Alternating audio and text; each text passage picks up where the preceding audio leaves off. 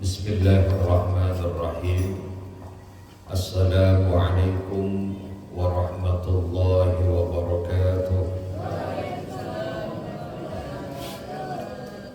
Alhamdulillahi rabbil alamin.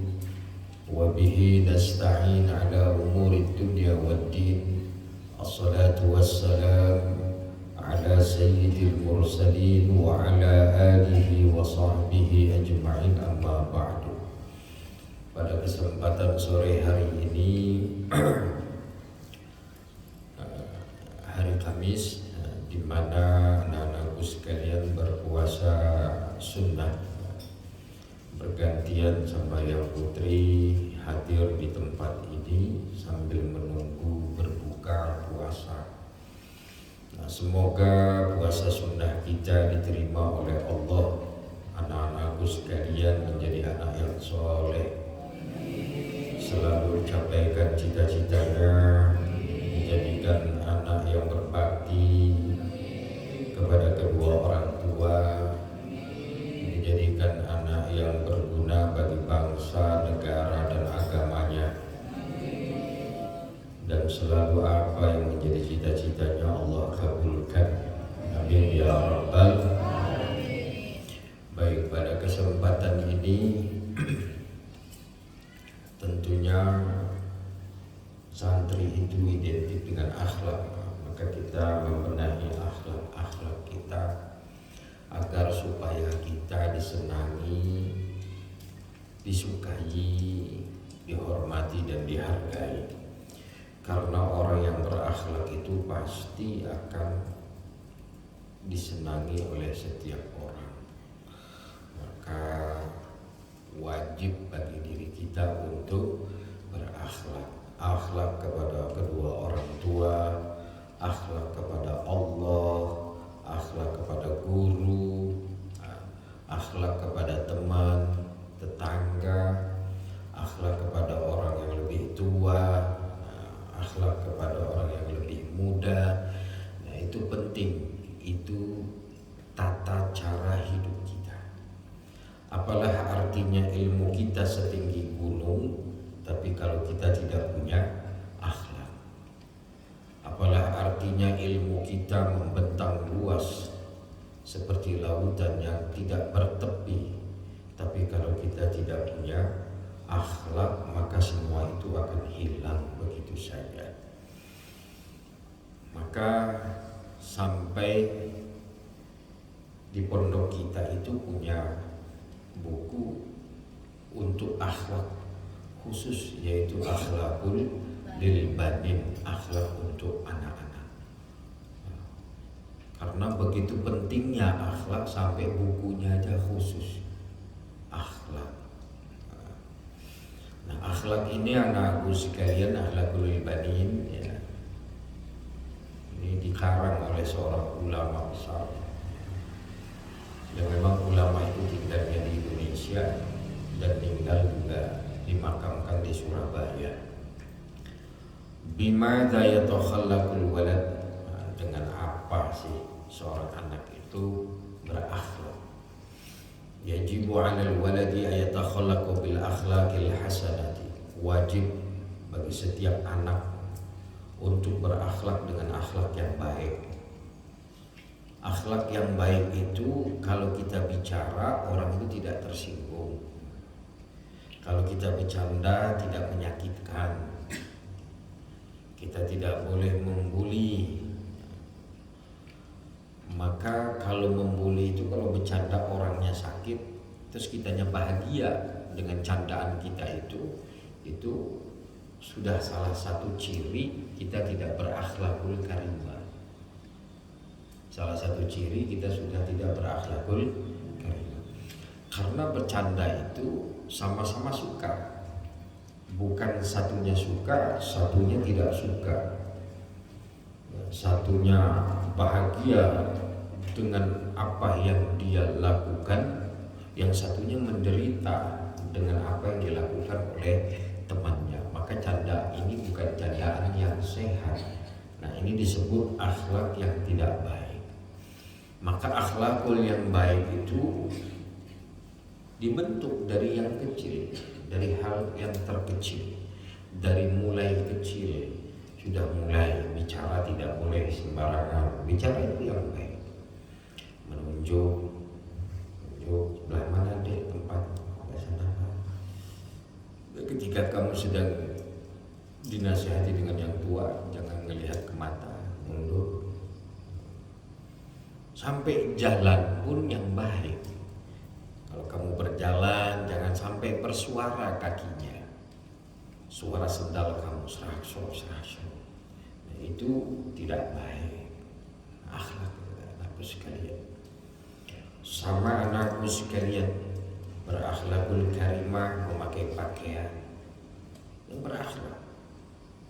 Di luar sana begitu banyak orang yang tidak berpakaian, bukan karena mereka tidak punya, bukan karena mereka miskin, tetapi mereka tidak berakhlak. Pakaian yang tidak menutup aurat, pakaian yang perempuan pakai baju setengah lengan, yang putra pakai baju celana pendek. Kita harus biasakan berakhlak, menutup aurat.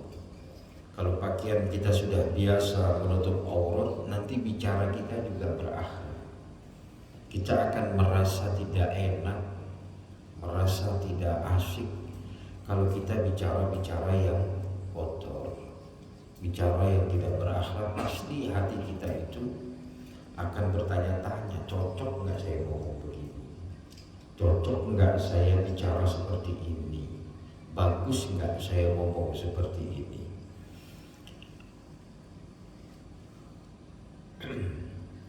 Untuk apa kita berakhlak? Lita'isha mahbuban fi kibari, agar supaya kita itu hidup yang penuh dengan kecintaan pada saat besarnya. Orang yang punya akhlak itu akan selalu hidupnya damai, akan senang di saat besarnya, dan akan selalu dikenang oleh orang lain, akan dikenang dengan orang lain, akan selalu diingat oleh orang lain. Oh si fulan, subhanallah, saya berteman dengan dia sekian puluh tahun, tidak ada cacat sedikit pun, baik orangnya.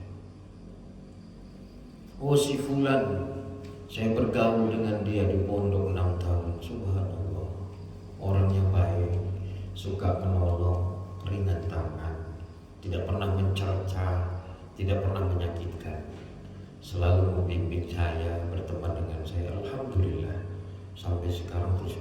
Orang yang punya akhlak itu, anakku sekalian, pasti pertemanannya akan panjang. Pertemanannya akan panjang.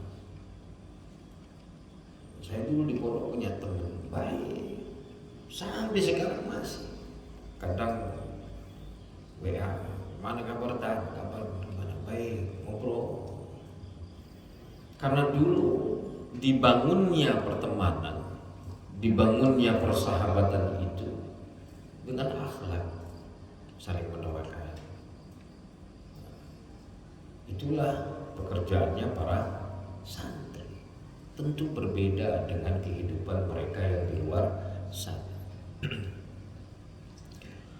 Wa yuhibbu alaihi aidan, dan dicintai juga dia. Yardu anhu rabbuhu, Tuhannya itu ridho kepadanya. Orang yang punya akhlak itu Allah selalu ridho kepadanya. Gimana tidak ridho? Karena setiap langkah dia, ucapan dia yang dengan penuh kelembutan, dengan kata-kata yang baik, semua orang akan senang. Senangnya semua orang itu karena Allah meridhoinya. Maka anakku sekalian, kalau Allah sudah ridho, walaupun kamu tinggal dimanapun, apakah di tengah-tengah orang yang banyak, apakah kamu tinggal di bawah gunung, apakah kamu tinggal di tengah laut, ataukah kamu tinggal di atas gunung, kalau Allah sudah ridho, maka semua perkara hajat kehidupan kamu itu akan dimudahkan oleh Allah Subhanahu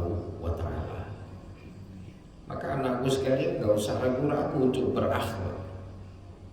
Mencontoh itu yang punya akhlak. Yang tidak punya akhlak nggak usah dicontoh.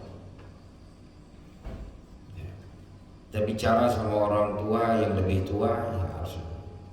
Yang tua bicara sama yang muda harus lebih halus, lebih lembut. Akhlak itu bukan arti kita tidak boleh disiplin. Justru dengan disiplin itu akan menjadi manusia yang berakhlak. Ya. Nah, terus sekalian. Wa yuhibbuhu ahluhu. Orang yang berakhlak itu pasti disenangi oleh keluarganya. Karena orang yang berakhlak tidak pernah berkata kasar, tidak pernah dengan pandangan mata yang sinis, sadis. Orang yang berakhlak itu akan selalu berhati-hati dalam ucapannya, maka dia disukai oleh keluarganya. Wa jami'un nas, dan seluruh manusia. Nah, orang yang berakhlak itu pasti disukai oleh manusia, disenangi oleh manusia. Kenapa? Karena orang yang berakhlak itu menyejukkan. Orang yang berakhlak itu menyenangkan hati. Orang yang berakhlak itu orang yang di sampingnya akan merasa damai, tenang, tidak merasa terganggu, tidak merasa orang ini berbahaya terhadap diri saya. Orang ini dekat-dekat dengan saya ini, saya agak risih. Nah, tapi kalau orang yang berakhlak dekat, tenang dekat dia, biasa. Mau jalan kemana? Maka anakku sekalian, kalau kamu ingin tahu akhlak orang itu baik atau tidak, di luar sana, kamu coba aja berjalan sama dia 3 hari saja. Kalau dia orangnya baik, dia akan baik. Tapi kalau orangnya dia tidak baik, 3 hari sudah kelihatan tidak baik. Kamu cepat-cepat mundur. Karena su'ul khuluqi yu'ti. Akhlak yang jelek itu menular. Apalagi di pondok, kamu berbulan-bulan ditahu nih orang ini berakhlak apa enggak, itu akan kelihatan. Nah, maka kamu harus semuanya berakhlakul karimah, akhlak yang mulia.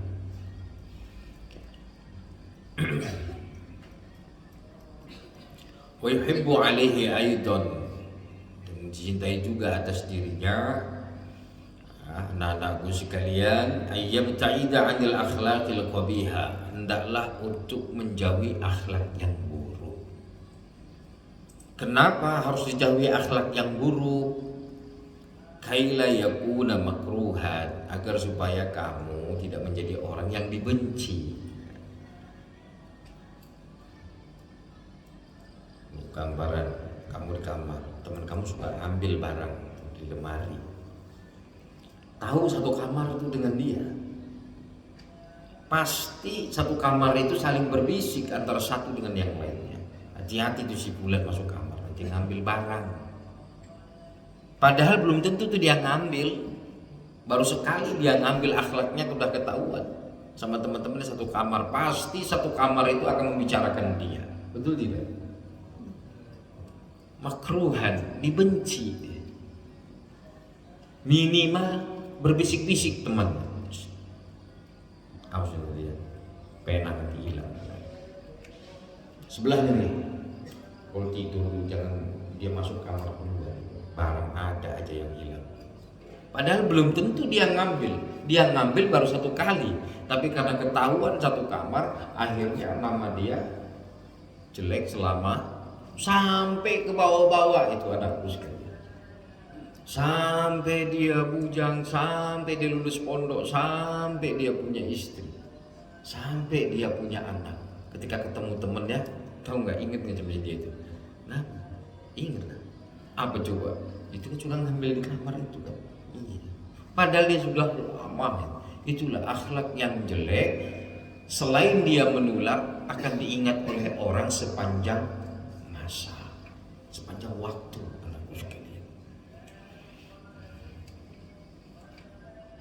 La yardu anhu rabbuhu, orang yang akhlaknya jelek Allah nggak ridho sama dia. Anakku sekalian, kamu ngelawan sama orang tuamu di rumah sana, kedengeran sama tetangga kamu, kiri kanan. Iya kan? Semua orang tahu diri kamu tidak berakhlakul karimah. Kamu akan dibenci. Dibencinya apa? Anak itu suka melawan sama orang tuanya. Kamu sama tetangga tidak punya akhlak. Akhlak kamu akan dibicarakan oleh tetanggamu. Anak itu hati-hati.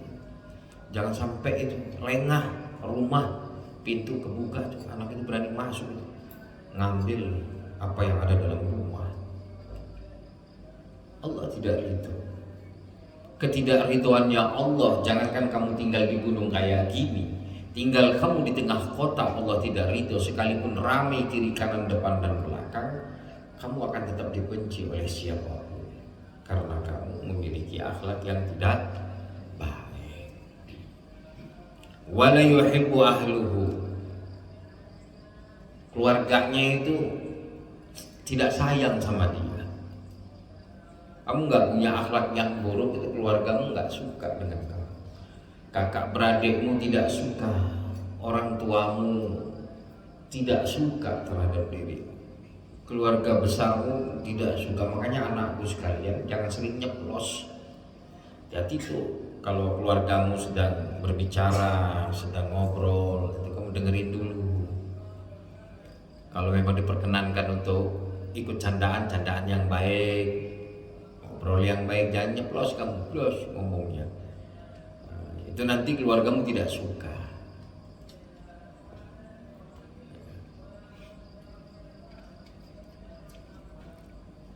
Wala ahadu minan nas, dan tidak seorang pun dari manusia itu akan suka kepada aku.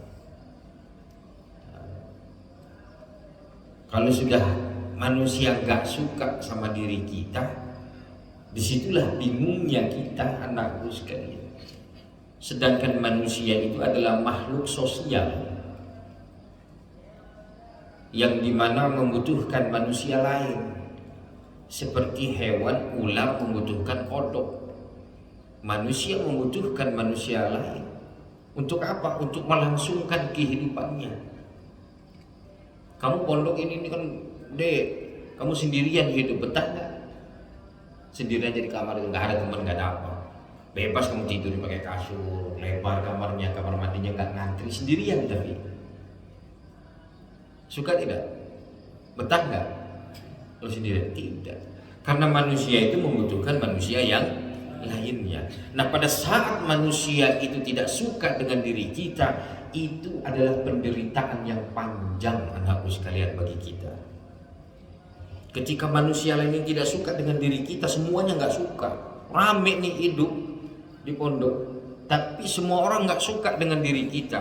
Itu adalah penderitaan panjang bagi kehidupan kita. Kenapa? Karena kita menghadapi keramaian, tapi kita seperti orang asing di tengah-tengah itu. Kenapa? Karena akhlak kita yang tidak baik. Karena akhlak yang tidak baik itu tidak disukai oleh manusia. Itu anak-anakku sekalian yang dimuliakan oleh Allah Subhanahu wa ta'ala. Baik, anakku sekalian, jam berapa ini? Hah? Jam 6 kurang 5. Baik, terus dikit. Al-waladul adib, anak yang punya adab. Al-waladul adibu, anak yang punya adab. Yahtarimu walidayhi wa muallimi. Anak yang punya adab itu selalu menghormati kedua orang tuanya dan gurunya. Hati-hati tuh anakku sekalian, ciri-ciri anak yang punya adab sama orang tua baik. Tutur kata bagus, nurut. Jika diperintahkan yang baik, jalankan. Kalau kata orang tuamu di pondok saja, nah sudah di pondok saja. Gak usah protes, tuh anak yang baik.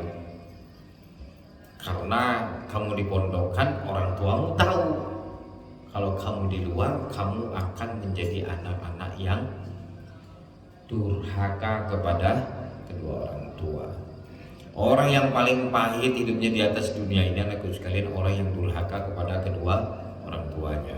Mau dia hebatnya kayak apa aja, anakku sekalian, kalau sudah orang tuanya nggak ridho, maka dia akan menjadi anak sampah. Apa sampah itu? Didaur ulang juga nggak bisa, mau dijadikan apa juga nggak bisa. Maka jangan menjadi anak yang durhaka kedua orang tua.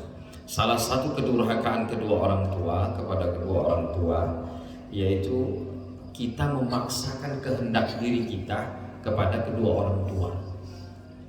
Enggak boleh, enggak, kita harus. Nah, itu salah satu bentuk kedurhakaan kedua orang tua.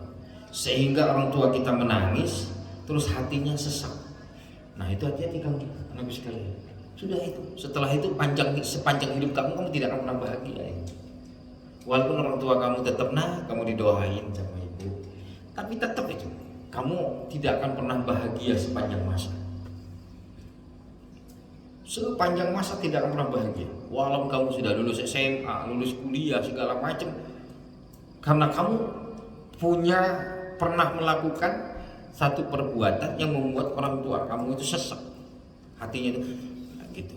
Saking kamu itu nuntut memaksa kepada kedua orang tua kamu, sesak dianya. Nah, sesaknya itu langsung kamu dibayar oleh Allah, kamu tidak akan pernah bahagia sepanjang masa. Itu ada sekali. Walaupun kamu dimaafkan sama orang tua. Cerita ini kan pernah terjadi kepada para sahabat Nabi. Ahli ibadah, ahli zikir, ahli sedekah, ahli sholat, ahli tahajud, ahli duha. Satu kesalahan dia, sebenarnya dia tidak durhaka. Dia hanya tidak pernah nengok bapak ibunya. Nggak pernah nengok bapak ibunya, bukan durhaka. Ngomong maksa orang tuanya, enggak. Orang tuanya sudah renta, tidak pernah ditengok, anakku sekalian. Begitu dia sakaratul maut, anak ini nggak bisa dia mengucap kalimat la ilaha illallah, itu nggak bisa. Asyhadu alla asyhadu alla terus gitu. Semua para sahabat Nabi ini kaget, anakku sekalian. Dia ini ahli ibadah, kok menghadapi sakaratul mautnya kayak begini? Sepengetahuan kami, kata para sahabat, dia ini ahli sholat, ahli puasa, ahli sodako, ahli tahajud. Nah, istrinya menyampaikan. Rasul kan langsung bertanya, kenapa ini? Istrinya langsung menyampaikan, suami saya ini punya orang tua ya Rasul. Orang tuanya sudah renta,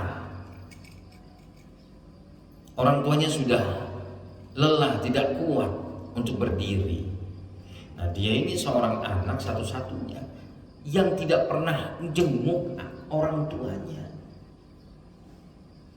Ngejenguk, bukan ngomong kasar, nggak pernah dia ngomong kasar. Dia hanya tidak pernah menjenguk orang tuanya. Mungkin orang tuanya sudah rindu, dia masih. Artinya orang tuanya rindu, dia siksa kerinduannya itu. Jadi dia siksa kerinduan orang tuanya terhadap dia. Coba tengok, kata Rasul, tengok, panggil orang tuanya. Iya, itu anak saya kangen sama dia. Sekian puluh tahun tidak pernah menjenguk saya. Saya lahirkan dia, saya besarkan dia.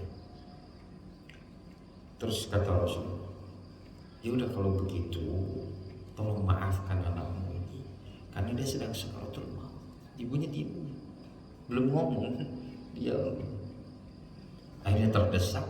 Kata ibunya, ya sudah, saya maafkan anak saya. Langsung meninggal. Enggak ngomong kasar, enggak, cuman tidak menjenguk pada saat tua rentahnya orang tua. Mengganti kamu, kalau orang tua kamu sudah tua rentah, jangan kamu siksa dengan rindunya. Dia kangen sama kamu siksa kerinduannya. Nanti aja Bu, saya lagi sibuk kerja. Nanti aja Bu, saya lagi tanggung. Nanti Bu, jangan jenguk. Nanti kalau kamu sudah dewasa. Kalau sekarang orang tua kamu minta kamu ada di pondok, sudah, jangan kamu siksa dia. Khawatirnya seperti sahabat Nabi ini nantinya. Rajin ibadah, rajin ini, tapi tidak bisa untuk menghadap Allah karena dia pernah menyiksa kerinduan orang tuanya. Kamu jangan nyiksa juga. Orang tua kamu sekarang rindu dengan diri kamu supaya menjadi anak soleh. Obati kerinduannya dengan kesolehan kita, anak-anakku sekalian. Wa muallimihi, gurunya. Muallim itu sang pembimbingnya. Kamu sama guru harus banyak hormat. Jangan sembarangan. Guru kamu gibahi di belakang, enggak usah. Saya jadi santri sama guru luar biasa. Saya lagi belajar, panggil sama guru, suruh ngepel kamarnya. Saya pel kamarnya. Sultan, pel kamar Ustadz ya? Ya Tad. Sekarang Tad? Ya sekarang. Padahal saya lagi belajar, tuh lagi nyuci. Tinggalin aja. Sudah cuci. Pel. Karena nanti keridhaan guru itu ada sesuatu yang belum kamu pelajari dari dirinya, tapi kamu nanti akan bisa ilmu apa yang ada di dalam diri guru kamu itu. Makanya harus dihormati. Jangan kamu gibahin, jangan kamu katain, apalagi kamu kata-katain, nah jangan. Terus kamu ketawa-ketawa dengan ngomong, jangan. Sepanjang hayat kamu tidak punya ilmu itu, anakku sekalian. Saya dari SD, SMP, terus saya dari SD, ya SMP, SMA, di pesantren. Nggak berani. Ustadz ini kayak gini, Ustadz ini nggak usah. Sekalipun Ustadz itu punya aib, tidak usah kamu bicarakan. Karena bukan tugas kita untuk membicarakan aibnya. Kamu berdoa sama Allah supaya dilindungi guru-guru kamu dari aib-aib yang tercela, agar supaya kamu bisa belajar kepadanya dengan penuh manfaat dan hikmah. Makanya orang zaman dulu, anakku sekalian, belajar itu sebentar. Ada yang belajar itu cuma 1 minggu, tapi dia bisa semuanya karena dia begitu takzimnya kepada gurunya. Azan ya. Baik, kita teruskan di waktu yang akan datang. Wallahu muwaffiq ila aqwamit thoriq. Wassalamualaikum warahmatullahi wabarakatuh.